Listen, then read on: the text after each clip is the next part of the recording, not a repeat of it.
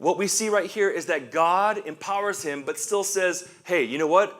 I'm still going to call the shots. I'm still going to help you along the way, right? So it's a little bit different than the neighboring nations, even though the people got what they wanted. And what's the point of this all? It is that the Old Testament's constant reminder of the love of God that he so often takes, and this is what we see later on with Saul's life, he takes Israel's failure or compromise and turns them into opportunities for his grace. See, you and I should never take advantage of God's grace, right? Some people live out that way. They say, I'm a Christian, and just kind of like live buck wild, right? Because at least I'm going to heaven. I got fire insurance, right? That's kind of the mentality out there. That's all I need. I need that gold visa, right? But the reality is that when you live out that way, it's going to come back to bite you, right?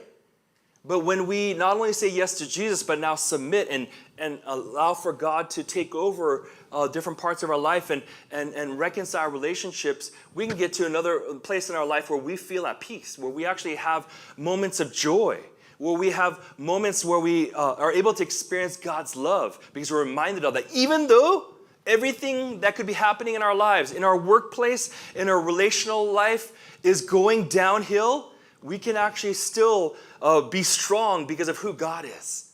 That he protects us, that he is our refuge, and he's the one that is our rock in all of life's challenges and storms, right? Okay? Did you know that God, and I said this before, but I'm going to repeat it again. Did you know that God anoints our hearts with oil when we trust him? And how does he anoint us? He anoints us with this helper, this advocate called the Holy Spirit. But the passage shifts from a more positive tone about this new monarchy for the people. We're going to see this now.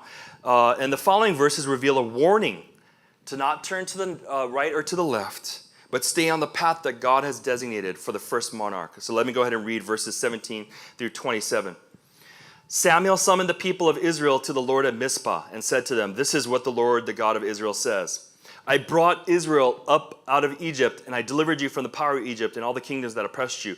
But you have now rejected your God, who saves you out of your disasters and calamities. And you have said, 'No, appoint a king over us.' So now present yourselves before the Lord by your tribes and clans." When Samuel had all of Israel come forward by tribes, the tribe of Benjamin was taken by lot. Then he brought forward the tribe of Benjamin, clan by clan, and Matri's clan was taken. Finally, Saul, son of Kish, was taken. But when they looked for him, he was not to be found. Isn't that crazy? In the moment when he was supposed to take that podium, they can't find Saul, right? Even though his life has been changed and flipped upside down. It's kind of like one of those moments where if you've ever been in a performance or whatever, or you practice and you get stage fright. That's what happened to Saul right here. Okay, so they inquired further to the Lord. Has the man come here yet?